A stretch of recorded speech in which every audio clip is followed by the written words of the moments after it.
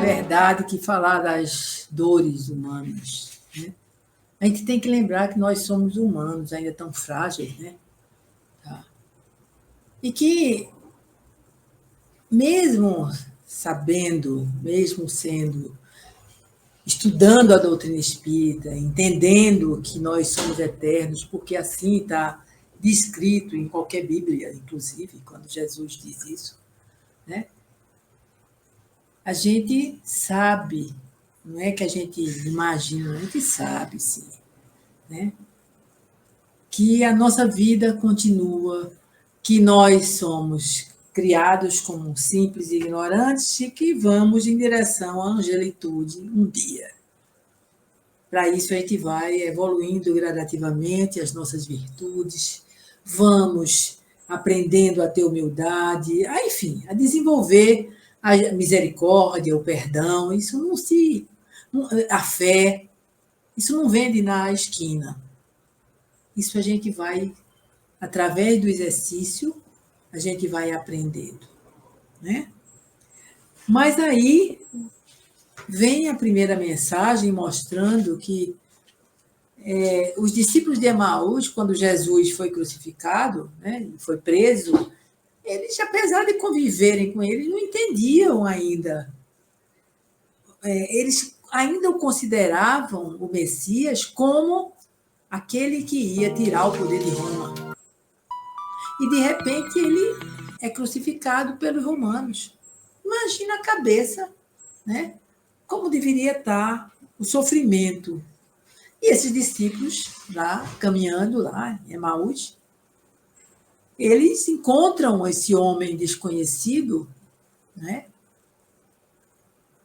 Que não tinha a fisionomia do mestre, mas que falava como mestre. Foi confortando-os, foi mostrando, né? Enquanto eles estavam em contradições ingratas, em sofrimento, né? Começou esse homem a argumentar de forma a confortá-los, né? E aí eles viram que eram, depois, né? Eles viram que se tratava do mestre. E muitas são as vezes que a gente fica aflito, que a gente se desespera, que a gente esquece do sofrimento da cruz, né? Do ensinamento que nos foi dado. E, às vezes, quem vem nos lembrar é um desconhecido. Aí ele cita uma criança que dá um exemplo.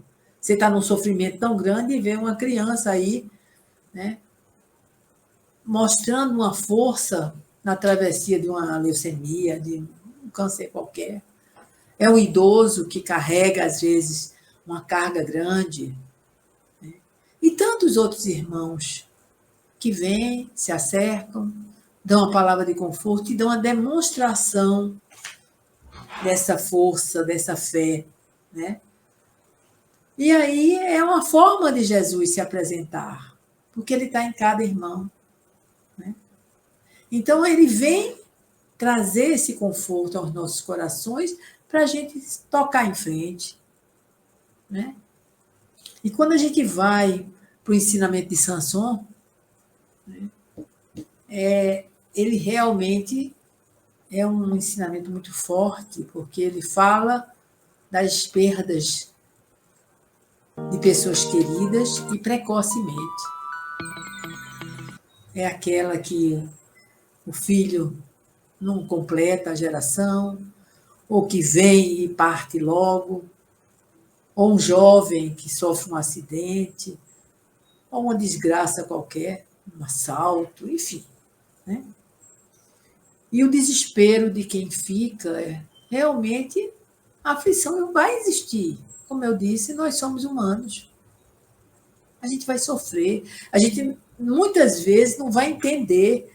E, como ele diz ali, a gente às vezes diz, Deus não é justo.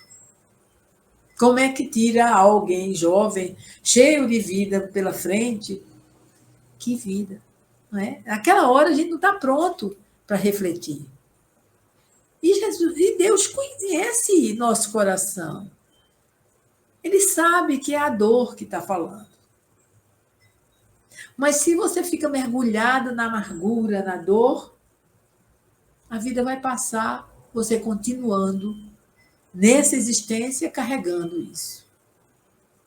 Mas quando você pega esta dor e a transforma no conforto que pode dar, no ensinamento que pode dar a outros que sofrem como você, compartilhando sua dor com outros, você vai amenizando a sua dor. Você precisa aprender a se amparar. Porque as pessoas são colocadas ao nosso lado para nos dar essa força. Sempre vai ter. Para a gente não mergulhar no desespero.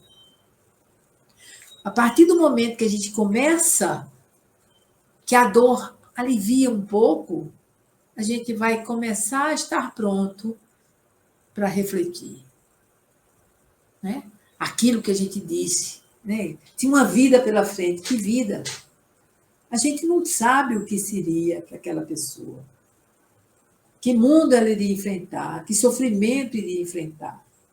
Ou como iria doer muito mais em nós o fato de ter se desenvolvido uma vida, né, cheia de sofrimento, de doenças, de drogas, de tantas dificuldades. Não é? Então, a gente, na hora da dor, a gente acha que Deus é injusto, mas Ele não é.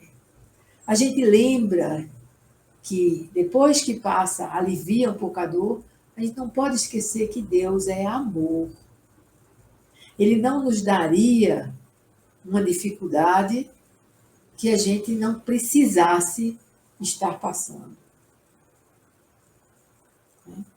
Mas a gente não sabe a nossa história ao longo das nossas existências, a gente não sabe quem nós fomos, né? O que fizemos. Eu não estou nem falando do agora, que a gente faz agora também. Mas, ora, se eu sou eterna, quantas existências eu tive? Quem fui eu? Né?